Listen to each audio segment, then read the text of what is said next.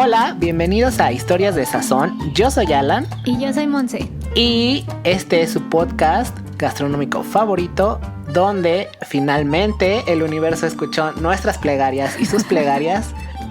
Regresamos semanalmente. Así es. Con un par de historias en cada episodio, donde la gastronomía y la historia se ven unidas de alguna forma. Así es.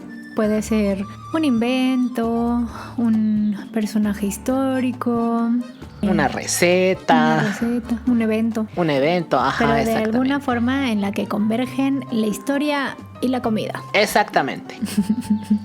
Y pues bueno, ya sin dar tanto rodeo, voy a empezar yo. Sale, vale, te escuchamos. Sí, a contar un poco más sobre mi tesis. La verdad es que no estoy muy segura de qué es lo que ya dije y qué es lo que no dije, porque pues la verdad es que hago mi tesis en desorden. Entonces voy de arriba a abajo. Ajá. Pero pues más o menos les voy a profundizar un poco más en el tema sobre la eutrofización. La vez pasada que hablé sobre esto, lo dije como muy a grandes rasgos y la verdad es que ya profundicé un poco más en el tema, ¿no? Entonces vamos a empezar.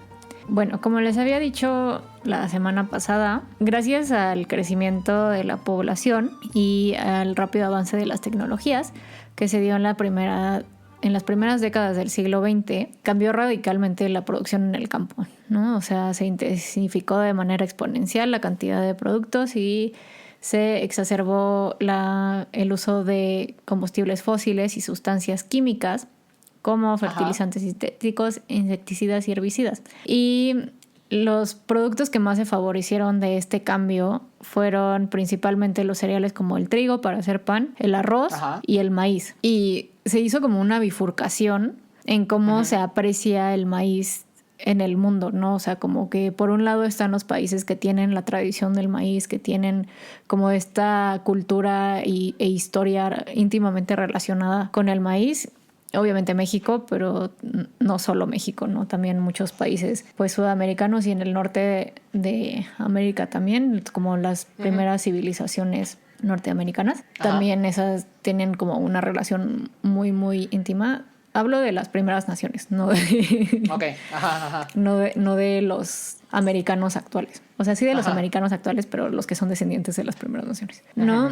Y te digo, en donde vemos el maíz como una fuente de alimento, de cultura, de que está muy, muy, muy arraigado en nuestra cultura, ¿no? Y también están los países que lo ven únicamente como un producto que ayuda o soporta la producción masiva de comida, ¿no? Principalmente como pues alimento para ganado o como ese tipo de cosas, ¿no? Como materia prima dentro de la misma industria, ¿no? Y fue gracias a este cambio que se dio la evolución del problema que es la eutrofización, ¿no? Bueno, ya te había dicho de qué es este problema, ¿no? Que entra toda esta cantidad de nutrientes que se está como deslavando, que se está barriendo de los campos y llega al mar, ¿no? Y me voy a ir un poco más hacia lo nerd.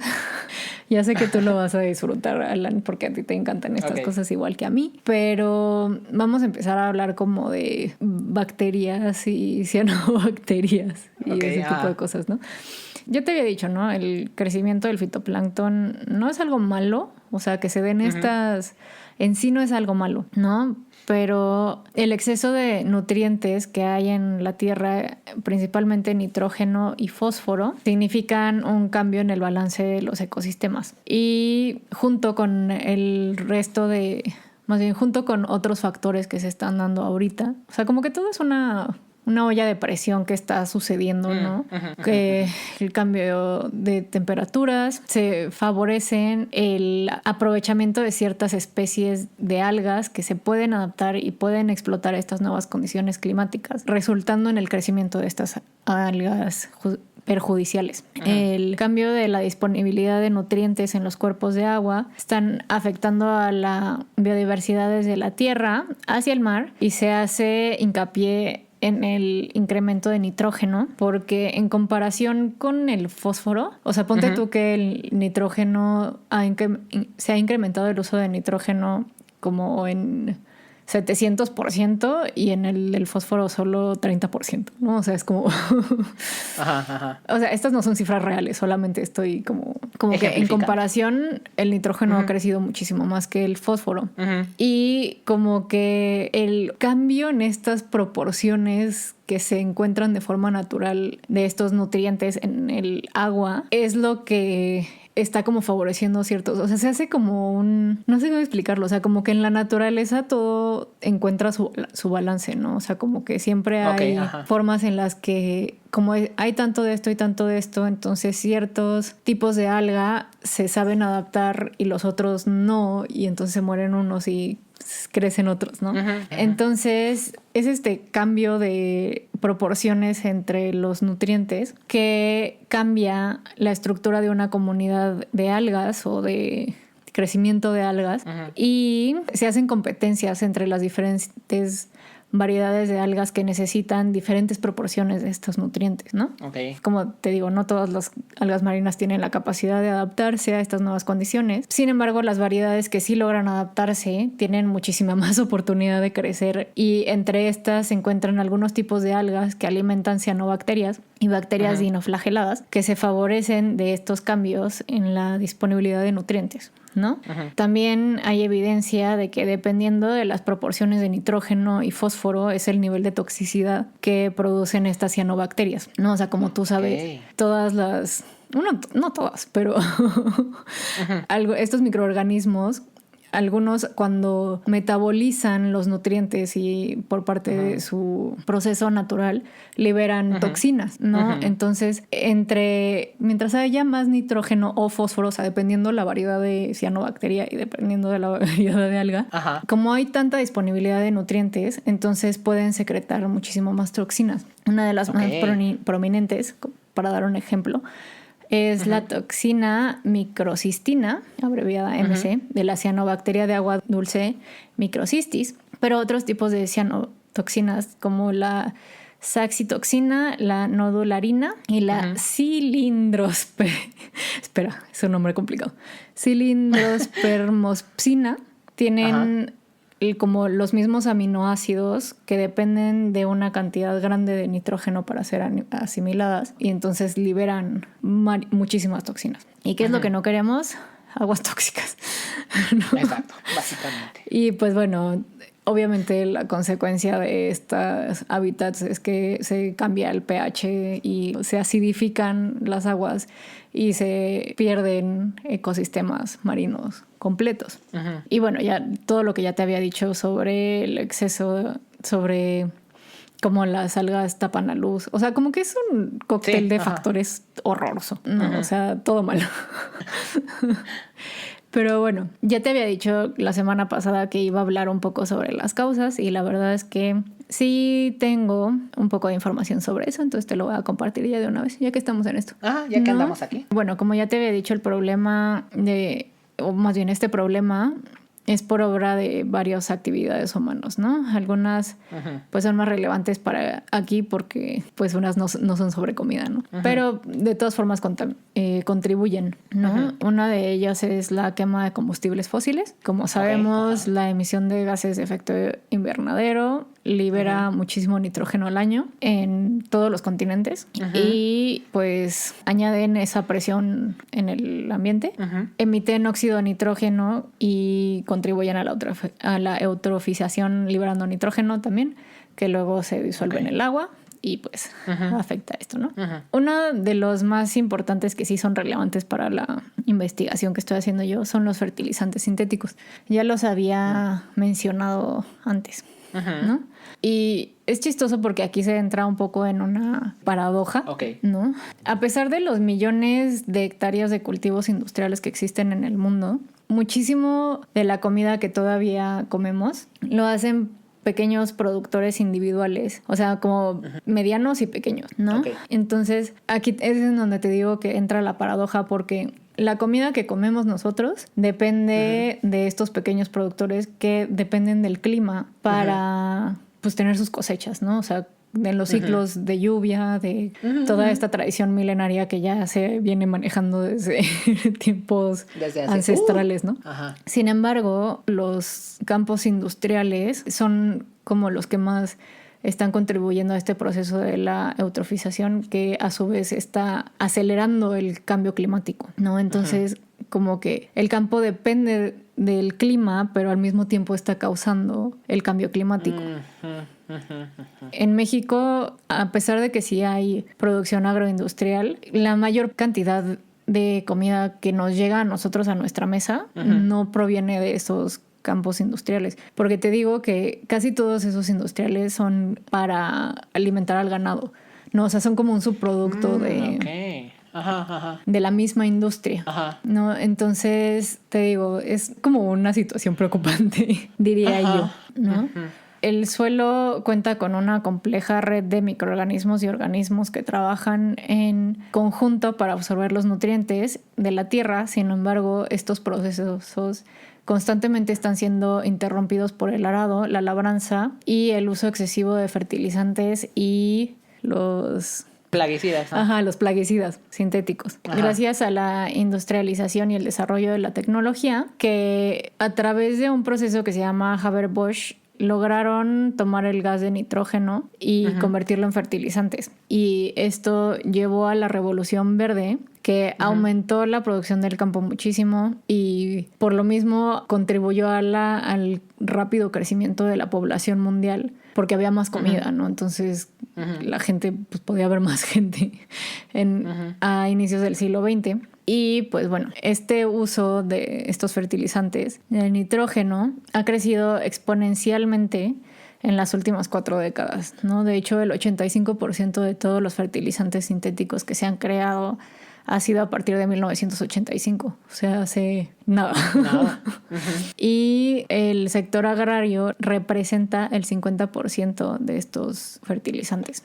Luego, sobre esto todavía no he escrito nada, pero ya empecé a leer al respecto. Vienen los monocultivos de legumbres, que es lo que te digo, ¿no? Que casi todos los monocultivos industriales que existen son para crecer legumbres, maíz y ese tipo de cosechas que se utilizan para como su producto de algo más, ¿no? Y pues obviamente la industria ganadera. Pero a todo esto, o sea, ya lo voy a dejar hasta aquí porque no tengo suficiente información y no quiero que me vuelva a pasar de que ya empecé a decir algo y luego no me acuerdo de qué dije. Y así. Y pues bueno, hasta aquí llegamos, hasta aquí mi reporte. Ok.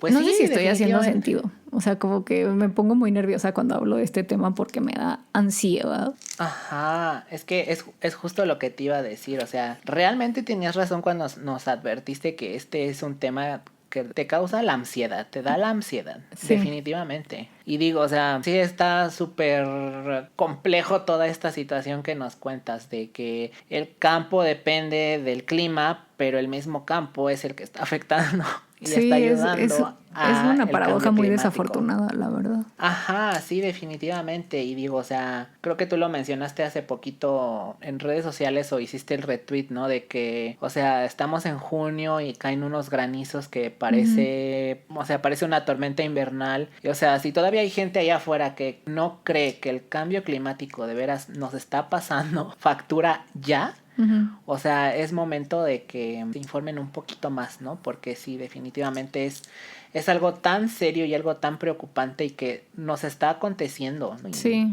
O sea, creo que ya no estamos en condición ni en posición de seguir ignorando todo este tipo de problemáticas. Sí, cañón. O sea, la verdad es que yo puedo entender por qué la gente escoge ignorarlo, ¿no? Porque cuando recibes esta información, o sea, digo, a mí me pasa que es súper abrumador y como que dices, bueno, ¿yo qué puedo hacer? O sea, ¿sabes? Porque no es tan sencillo. Sí. No. Sí, es muy complejo. Ajá, sí, o sea, como que entenderlo es muy complejo.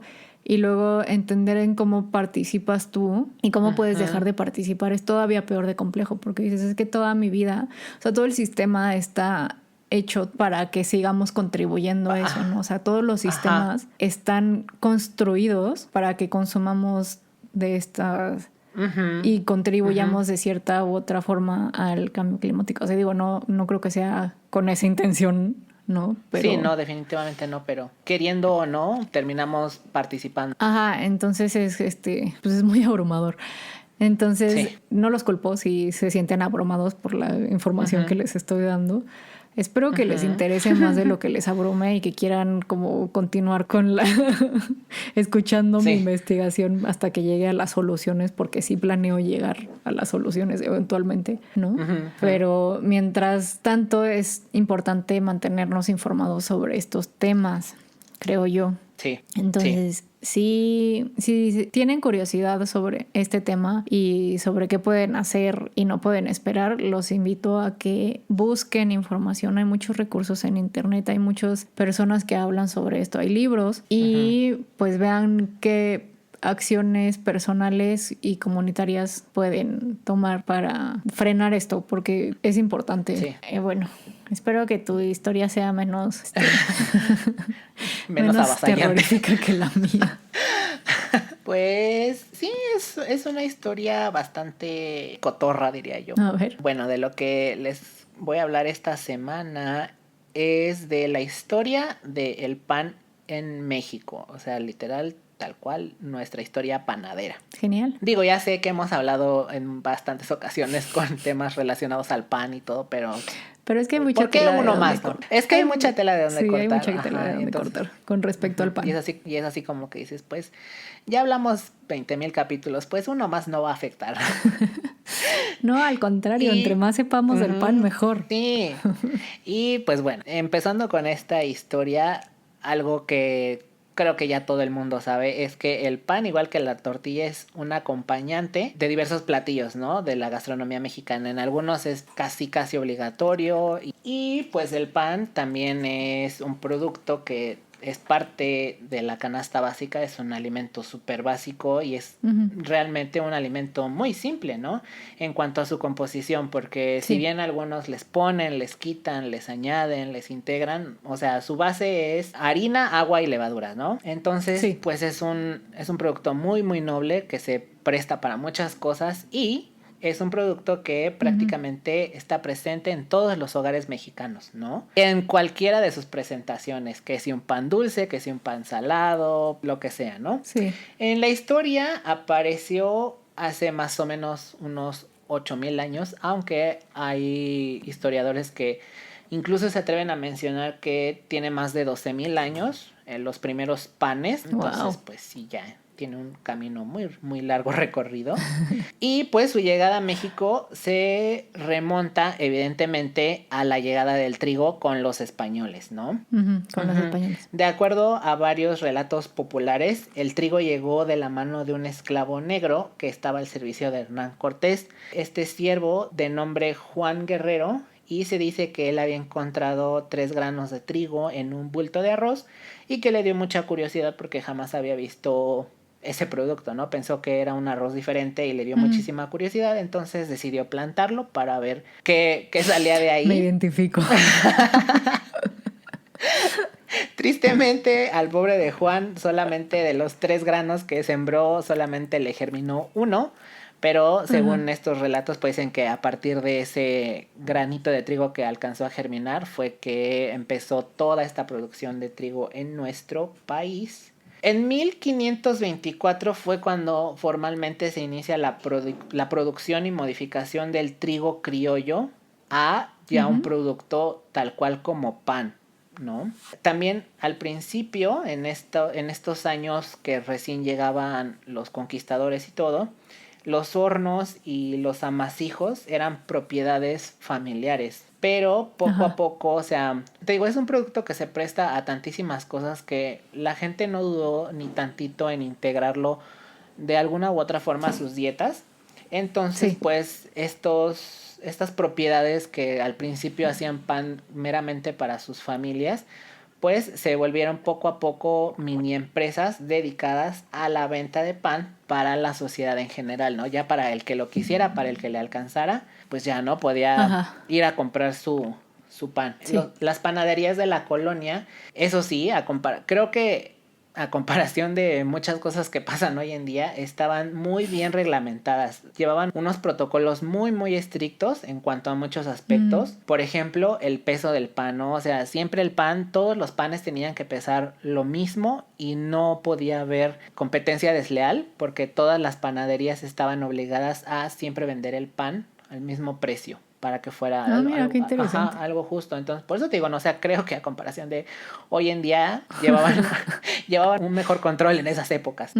También algo que se debe aclarar es que así como había clases sociales y como hay clases sociales, en ese entonces también había pan para cada una de las clases sociales. Y por ejemplo, ¿En serio? los panes que estaban destinados al pueblo o conocidos en ese entonces como los panes corrientes se vendían en unos negocios que se llamaban pulperías. Estas tiendas eran lo que hoy en día conoceríamos como una miscelánea. Más bien es el antecesor de las misceláneas porque vendían diversas categorías de productos como algunos comestibles, vendían vinos, algunos aguardientes, algunos licores. También vendían cosas que competían al aspecto de la droguería, de la mercería. O sea, era el mini súper de la época, ¿no? Entonces, ahí es donde encontrabas los panes que estaban destinados para la gente común y corriente, ¿no? Ya para las clases más altas, pues sí, ya estaban las panaderías propiamente bien establecidas. Fíjate, me llama la atención que digas esto porque, como sabemos, la cocina mexicana pues no tiene clases sociales. Exactamente. Se me hace simpático que justo en el pan sí. Me imagino que porque es una importación europea, ¿no? O sea, supongo. Y bueno, aparte de que se vendían en las panaderías y en las pulperías, también había mujeres indígenas que eran empleadas específicamente para ir a vender pan a plazas y mercados. A finales del siglo XVIII fue cuando empiezan a llegar los primeros maestros panaderos y pasteleros procedentes de Europa, principalmente franceses e italianos, que fueron los responsables de establecer los primeros negocios con la usanza europea. Tú dirás, ¿qué es esta usanza europea? Pues bueno, es donde los jefes de familia, o sea, los padres, eran, aparte del jefe de la familia, eran los jefes de los talleres y eran los maestros panaderos. Y sus hijos o su descendencia eran los pupilos para poder continuar con esta tradición. Un ejemplo de esto fue el maestro panadero de apellido Maza en lo que hoy día es Oaxaca. Y te preguntarás, bueno, ¿y este señor qué hizo de maravilloso para ser mencionado en la historia, ¿no? Pues realmente él no hizo mucho tal cual, o sea, realmente él introdujo esta usanza europea a Oaxaca, sí, pero la historia de México lo reconoce no por eso, sino porque en el futuro se convertiría en el suegro de Benito Juárez. Wow. Entonces, pues, por eso es famoso, nada más. Nada más. En realidad él no hizo nada. En realidad él no hizo nada importante, pero fue suegro de Benito Juárez y pues ya, por eso. Bueno. Otro antecedente de la panadería en México es una pieza de pan que se llama pambaxo.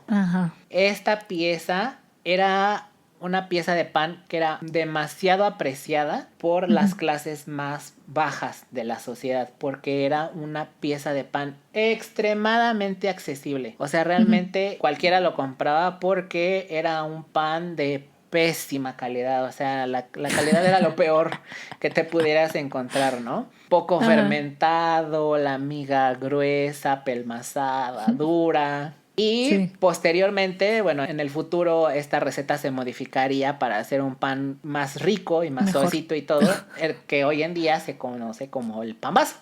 También, conforme pasaba el tiempo, la panadería mestiza fue desarrollando nuevas piezas de pan con otros sabores, con otras formas, presentaciones, y también se les fue dando poco a poco valor tanto cotidiano, o sea, de decir, voy a la panadería por mi concha, ¿no? Por mi oreja.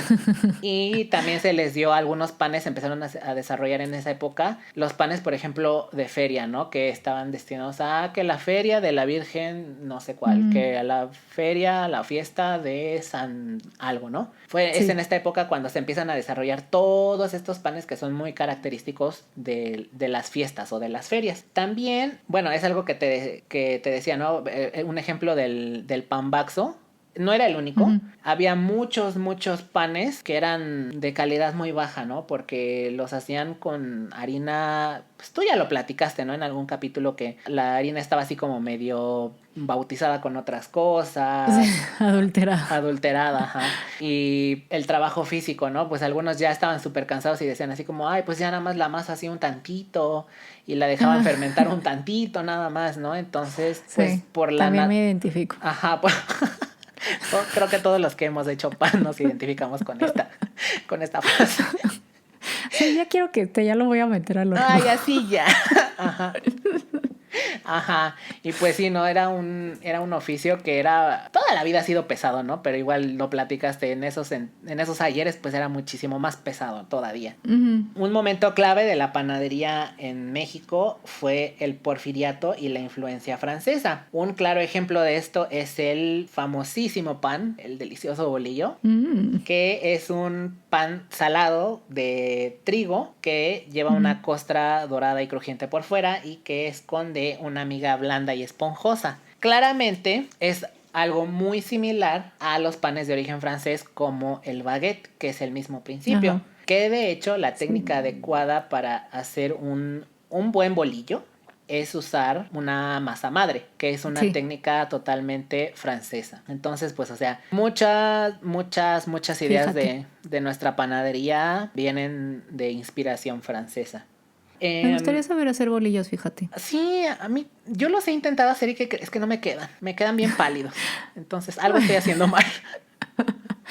A mí no me sale casi ningún pan, pero me gustaría saber hacer bolillo. Sí, hay que aprender a hacer bolillo. Sí. Creemos un emporio de bolillos. No estaría mal.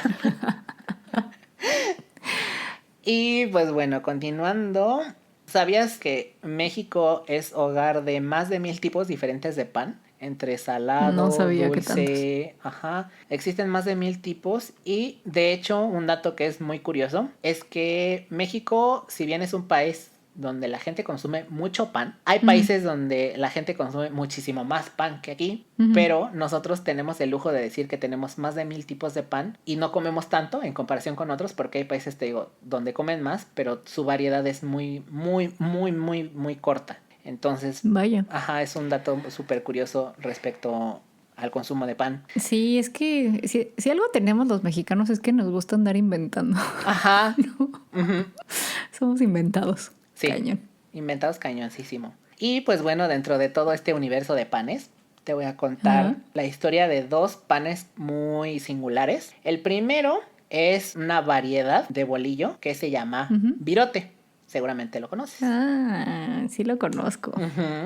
El virote es un pan que es muy típico del estado de Jalisco y realmente es la clave para comer una rica y una buena torta ahogada, ¿no? Porque se sirven con un virote. Sí. Entonces es muy importante en esta parte del país, ¿no? En Jalisco. Si bien lo hacen en otras partes del país, o sea, en cualquier lado puedes hacer virote, seguir la receta del virote. Se sabe que el virote es como este fenómeno de la Coca-Cola, que ves que dicen que la Coca-Cola de México sabe mejor que la de ciertos países, o que te dicen, sí, es que en Guanajuato sabe diferente y en la Ciudad de México sabe mejor. Pues es algo muy similar esto del virote, porque resulta, se ha investigado realmente que en Guadalajara, donde es la cuna del virote, hay ciertas características en cuanto a condiciones climáticas, atmosféricas, humedad, altitud,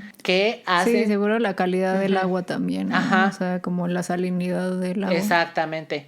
Que hacen que los virotes de Guadalajara sean particularmente deliciosos en comparación si lo haces en Quintana Roo, en cualquier otro lado, en cualquier otra parte, ¿no? Ajá. O sea, yo sí sabía eso, de que en Guadalajara o en Jalisco los virotes son como los buenos, o sea, de ahí son y no se pueden recrear en cualquier otra parte del mundo. Exactamente, sí, y te digo porque, o sea, ya vieron que todas estas condiciones hacen único al pan. Y pues bueno, esta receta es igualmente francesa, obviamente, ¿no? Si es una variación del bolillo, es algo totalmente de inspiración francesa.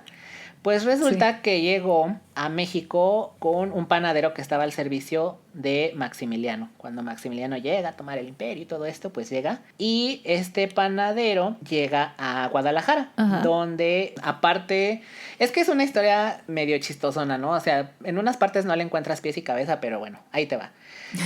Resulta, en primera hay dos versiones de cómo es que surge este pan y cómo es que surge el nombre de virote. La primera es que este señor que te digo que llegó con Maximiliano, este panadero, aparte de ser panadero, se le ocurrió comprarse y hacerse de un vaporeto. Un vaporeto es un autobús acuático, es como una lanchita que circulaban en el lago de Chapala. Entonces era un transporte público más, ¿no? Circulaban en este lago. Y el dueño y este panadero era Monsieur Bigot. Entonces era panadero, era transportista, todo. Y dijo que él quería hacer una receta similar al baguette para poder ofrecerla a los pasajeros de su vaporeto. Entonces, pues estuvo ahí que haciendo su masa y no sé qué. Pero resulta que se le olvidó y la dejó fermentando todo un día a la intemperie. Y cuando regresó, pues dijo, pues bueno, ¿qué puede pasar, no? ¿Qué de malo puede pasar? Entonces horneó sus panes y los ofreció a los pasajeros del siguiente día, ¿no? Entonces, al probarlos, los pasajeros se quedaron maravillados porque es un sabor muy particular y no sé qué. Y cuando pasaban personas de servicio que andaban por ahí, pues le decían, no, oiga, ¿cómo se llama este pan? Y lo único que podían decir era que eran los panes de Monsieur Bigot. Entonces, con el tiempo, de hecho fue muy poco tiempo, fue a los cuantos meses, se volvió muy, muy, muy popular este pan de este señor, por lo que él decide que con su familia, en Guadalajara, en lo que hoy es la Avenida Vallarta, inauguran una panadería que no hace otra cosa más que ese pan. Entonces, la gente, ya ves que la gente, somos súper chistosos, ¿no? A veces cuando no podemos pronunciar alguna cosa, pues lo pronunciamos a nuestro entender y a nuestras capacidades. Y pues la gente decían que era un apellido muy difícil de pronunciar, entonces lo único que atinaban a decir era, vamos por pan con los Virote. Les cambiaron el apellido.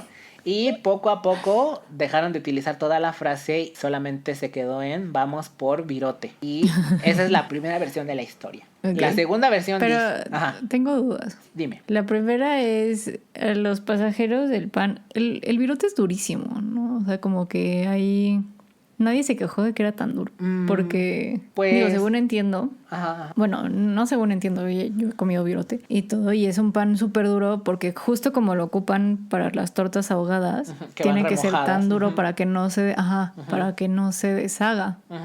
¿O eso ya vino después? No lo sé, fíjate. Ambas historias no tocan en ese tema la textura. No me aclaran esta situación. Ya te volví a evidenciar. Me volviste a evidenciar. Quedé. Bueno, ni modo.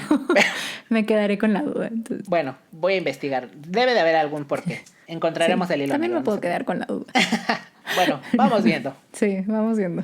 Y sí, te decía, la segunda versión de la historia, dicen que este señor panadero, igual de apellido Bigot, no era francés, era belga. Igual, llega con Maximiliano y este señor Maximiliano lo manda a Guadalajara a enseñar el oficio de panadero. Entonces él reinventa la creación del baguette con las condiciones de Guadalajara, ¿no? Él se puso ahí, realmente dicen que sí experimentó, que para ver cómo le salía, cuánto tiempo lo fermentaba y así.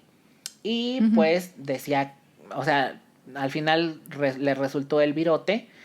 Y igual, ¿no? La gente decía, en lugar de decir, pues sí, vamos por el pan del señor Bigot, decían, pues vamos por el pan del virote. Esa es la segunda historia. A mi parecer, la primera historia es más simpática que esta. Esta como que la dijeron, más bien como que la hicieron muy, muy simplona y llegaron al mismo resultado. Entonces, pues, esa es la primera historia de este pan, del virote. El otro pan del que quiero contar la historia es del pan tostado. Yo pensaba en mi inteligencia de adulto que el pan tostado era así como, pues sí, a alguien se le ocurrió poner a tostar una rebanada de pan y pues ya, ¿no? Efectivamente, sí, ese es el trasfondo en general, pero tiene mucho más... Tiene más capas. Tiene más capas. Resulta... Como una cebolla. Resulta que esto del pan tostado también es un efecto secundario del imperio de Maximiliano. ¿ok? Resulta que el 29 de enero de 1864, en la localidad de Teocaltiche, que también es en Jalisco, hubo una ocupación francesa. ¿Ok? Llegaron a invadir, derrotaron a las fuerzas mexicanas que estaban en el lugar y se apoderan de esta zona. Su intención de este ejército francés era llegar a Aguascalientes, pero antes de salir de Jalisco, uno de los generales pidió al panadero local que les hiciera una tanda de un pan que pudiera durarles algunas semanas, pues de camino, ¿no? Sí. Este señor... ¿De los franceses? ¿Los franceses llegaron a comprar pan? Sí. Mira los que... o sea, ¿verdad? Vienen a invadirlo todavía. Y todavía se atreven a comprar pan. Ajá. ¿Qué les pasa? Así fue. O sea, la audacia. Ajá, el cinismo. Ajá. ¿Cómo se atreven? Ajá. Si quieren pan, que se lo hagan ellos mismos. Pues sí, ¿no? Y pues sí, te digo, este general, capitán, llega con el panadero y le dice que le haga su pan, que le pueda durar todo el viaje de Jalisco a Aguascalientes. Y el panadero, pues también entre con nervios y cosas así, pues lo único que atina a hacer es tomar un pan de caja, similar al pan de caja, porque no era exactamente uno de caja. Y pues ya nada más cortó unas rebanadas, las metió al horno y las dejó que se deshidrataran, que tomaran color y que se deshidrataran. Las envolvió y se las entregó y le dijo que ese pan les iba a durar más o menos unas 2 semanas. Y fue así que un panadero mexicano, que desafortunadamente quedó como un personaje anónimo, creó las rebanadas de pan tostado, que es un producto que hoy en día pues encontramos que en la tiendita de la esquina, que en el súper, y no solamente en nuestro país, lo encontramos en todo el mundo, ¿no? Y algo que es muy, muy curioso es que, por ejemplo, en inglés se conocen como French toast, pero realmente debería de ser Mexican toast, porque fue un panadero mexicano el que las inventó. Ah. Qué cosa, ¿no? Sí, esta historia, sí. O sea, qué padre, pero al mismo tiempo, qué coraje. Qué coraje. Qué cinismo. Qué cinismo, todo mal. Ajá. Y pues bueno. Qué audacia. Qué audacia, qué... La Caucasia. Ajá. Qué valor de atreverse a hacer ese tipo de cosas, pero bueno. Sí, ¿no? Ajá. No sabía que... Jamás se me hubiera ocurrido pensar que el pan tostado se inventó aquí en México. Ajá, sí, o sea... ¿Por qué no se le da más difusión a ese tipo de información? Historias. Ajá. Ajá, sí, la verdad, ¿no? O sea, y aparte de todo, o sea, todo el mundo la conoce como una French toast. No es francesa, es mexicana. Qué nivel de indignación. Qué coraje. La verdad. Sí. Y pues, continúa. Pues bueno. En fin, el negocio de las panaderías. La hipotenusa. Pues bueno, el negocio de la panadería y el oficio de la panadería fue algo muy exitoso. Y pues bueno, ya estamos más hacia acá, porque fue hasta 1900... O sea, desde que empezó la historia de las panaderías en México y todo, hasta 1922, todo el negocio de la panadería se caracterizaba por la preponderancia de los panes blancos y de los panes salados. Realmente no encontrabas otra cosa en los anaqueles, y fue hasta pues más o menos 1923. Digamos que fue entre 1923 y 1950 cuando ya los panaderos ya empiezan a arriesgarse un poquito más, y es cuando se desarrollan y empiezan a vender productos de bizcochería, ¿no? Ya empiezan todos estos panes dulces y que prueban que sí con chocolate, que cosas así, ¿no? Ya tienen un poco más de acceso a otras cosas y se atreven a inventar nuevas cosas para sus panaderías. Órale. Ajá. También un hecho que está clarísimo y que sigue siendo parte de la actualidad, es que las panaderías son un negocio que realmente desde el momento en que abren hasta el momento que cierran no descansa, porque la gente se acostumbró en algún momento al pan recién salido del horno, ¿no? Sobre todo el bolillo, las teleras, los virotes, todos estos panes, ¿no? Entonces, los dueños de las panaderías se dieron cuenta de esto, que a la gente llegaba y compraba mucho más cuando el pan acababa de salir, en comparación de si ya tenían el pan de 2-3 horas que había salido, pues ese se les quedaba, ¿no? Entonces, en ese momento es cuando empiezan la tradición que se mantiene hoy en día todavía, de sacar bolillo caliente cada 20 minutos en las panaderías, particularmente en los horarios, por ejemplo, el desayuno y la cena, que es cuando la gente quiere el pan así calientito. También, sí, a partir de ese momento fue que empieza así esta tradición de los 20 minutos del pan caliente. Y yo siempre comiendo bolillo duro. O sea, no duro, pero siempre que lo agarro así como en la panadería. Ajá. Como sale. Ajá. No, sí, a mí me ha tocado, bueno, al menos en todas las panaderías en las que yo me he metido. A lo mejor no precisamente voy a comprar bolillo, pero siempre me toca ver gente que está esperando porque ya va a salir el bolillo, ¿no? Y a veces preguntan, oigan, ¿cuánto falta para el bolillo? Siempre preguntan, ¿cuánto falta para el bolillo? Y ya, pues faltan 5 minutos, ¿no? 10 minutos. Y pues ya ves a la gente ahí haciendo fila junto a los anaqueles del bolillo porque sí, lo están esperando efectivamente. Y a mí me ha tocado, no solamente en el horario del desayuno, a mí me ha tocado ir a mediodía, 3, 4 de la tarde y la gente siempre está formada esperando el pan. Qué rico, es que sí es. Es que sí, un bolillo calientito sí, es mucho más mejor. Delicioso. Es lo mejor del mundo, la verdad. Y pues bueno, resulta que antes el sistema de ventas de las panaderías fue de atención personalizada, o sea, tú llegabas y estaba un mostrador y estaban las personas que te atendían y ya les decías, pues quiero tantas piezas de esto, tantas piezas del otro. Y ellos se encargaban de tomarlo, ponerlo en la charola, posteriormente lo envolvían o lo embolsaban y te lo daban para que pasaras a pagar a caja. Esto se mantuvo por muchos años, o sea, literal hasta la década de los 50, cuando un panadero llamado Antonio Ordóñez Ríos decidió cambiar este servicio. O sea, un buen día el hombre se levantó y dijo, ay, qué flojera. Ay, qué flojera. Ajá, qué aburrición. Que se atiendan ellos solos. Y sí, efectivamente llegó a su panadería y lo que hizo fue voltear su mostrador, porque, o sea, antes, haz de cuenta, está el mostrador y abajo está todo el pan y ya lo agarraba, ¿no? Para podérselo dar a la gente. Entonces un día dijo, ok, vamos a voltearlo. Puso las charolas, puso las pinzas, puso todo. Entonces llegó la gente y les dijo, despáchense ustedes mismos, escojan el pan que a ustedes les guste. Y fue un modelo de negocio que replicaron las otras panaderías porque se dieron cuenta que a la gente le gusta más poder escoger lo que se va a comer a que alguien más te lo dé. Y a partir de ese momento, a partir de la década de los 50, es que se implementa el autoservicio en las panaderías. Con este hecho del autoservicio también llegan algunos cambios en sí al negocio de la panadería porque tienen que invertir en mobiliario para pues poner todos los anaqueles, para poner todo el pan, charolas, bueno, y eso los que lo hacían más simple, ¿no? Los que se querían ver todavía mucho más pro, pues que ponían la bonita blonda o que un mantel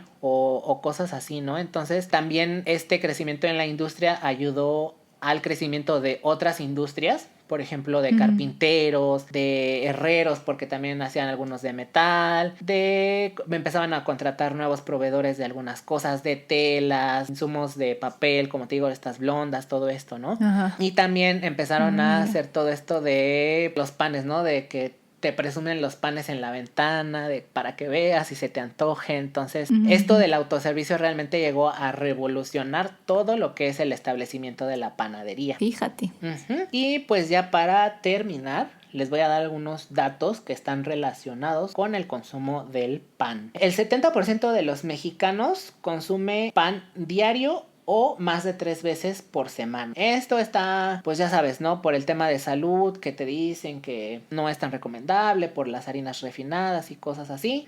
Entonces, pues es algo ahí que está, pues no sabemos qué tan bien o qué tan mal puede estar, ¿no? Sí. El 28% de la población mexicana prefiere el pan empacado, súper industrializado, tipo pan Bimbo o cosas así. Y el 72% prefiere la otra parte del pan, ¿no? Este pan artesanal de una panadería local, así rico, fresco. El 69% del total del pan vendido a nivel nacional es de bolillo, telera y virote. Esos tres en conjunto. Ay, qué rico, telera. Ay, sí. No me va a quedar de otra más que ir a la panadería. Sí, no manches, por 2. El 43% de la población mexicana dice que le gusta acompañar su pan con café, el 33% con leche y el 19% restante con alguna otra bebida como chocolate o algún té, alguna tisana. México es el quinto lugar en Latinoamérica en consumo de pan, teniendo un promedio, la verdad se me hace mucho pan. Se me hace mucho pan porque te dice que en promedio cada persona consume 34 kilos de pan al año. Se me hace mucho. Se me hace muchísimo. Ajá. Digo, considerando que los panes no pesan tanto, se me hace mucho pan. Pero bueno, son datos que encontré. No manches, 34 kilos es un buen. Es un buen. México también es una potencia panadera porque es el 12º lugar a nivel mundial de exportación de pan. Y órale. Pues pensé que estábamos más arriba. Yo también pensé que iba a estar más arriba, pero me gustaría saber quién come más pan que nosotros. Y pues bueno, no te decía que mucha gente dialoga respecto a qué tan saludable es o no comer pan, pero pues la verdad es que es algo que ya hemos platicado aquí. El pan no es un alimento chatarra siempre y cuando sepamos consumirlo de una forma responsable, de forma sabia. Y acuérdense que el pan no engorda, el que engorda eres tú. Pues ya. Pues ya eso muy es todo. Importante recordar eso. Ajá. Sí, qué chistoso que hablaras del pan, porque justo ahorita yo tengo de moda hacer pan. Ajá, hay que hacer bolillo. No me va a quedar de modísima, sí, tengo. Pero, o sea, te digo, no me sale realmente. Pues ni modo, hay que practicarlo. No importa cuántas tandas de pan tengamos que comer. Sí, yo aquí acabándome la harina, da igual. Pero sí, qué bueno que hablamos sobre el pan. El pan es un alimento muy importante, ha sido muy importante históricamente, es muy importante en casi todas las culturas y casi todas las culturas tienen su forma de pan tradicional, ¿no? Así es. Entonces, muy, muy interesante, la verdad. Luego, justo ayer estaba pensando en eso de cómo la gente dice, no, ojalá el pan no engordara. Ojalá pudiera comer pan todo el tiempo y no engordar. Pero es importante que se entienda el contexto del pan y por qué es tan importante que engorde. Ajá. ¿No? O sea, como por qué ha sido el pan históricamente ha salvado vidas. Ajá. Porque engorda. Exactamente. Entonces, no le tengan miedo a engordar por pan. Ajá, sí, no. O sea, la virtud del pan, lo bueno que tiene el pan es que es tan denso calóricamente. O sea, solamente hay que saber cómo balancearlo. Ajá, exacto. Con el resto de la comida. Exactamente. Y ya, con eso cerramos el día de hoy. Espero que hayan disfrutado de este episodio. Y síganos en nuestras redes sociales. En Instagram estamos, en TikTok, en YouTube, en Twitter y en todas las plataformas de podcast que se les ocurran. Ahí estamos para servirles. Esperamos que hayan aprendido mucho el día de hoy, que lo hayan disfrutado. Si tienen algún comentario, alguna crítica, alguna corrección, alguna duda, algo para complementar la historia, no duden en mandarnos un mensaje directo, un mensajito ahí en el Instagram, un comentario en YouTube. Y con mucho gusto les contestamos y hacemos mención. Y pues ya, nos vemos a la próxima. Nos vemos. Adiós. Adiós.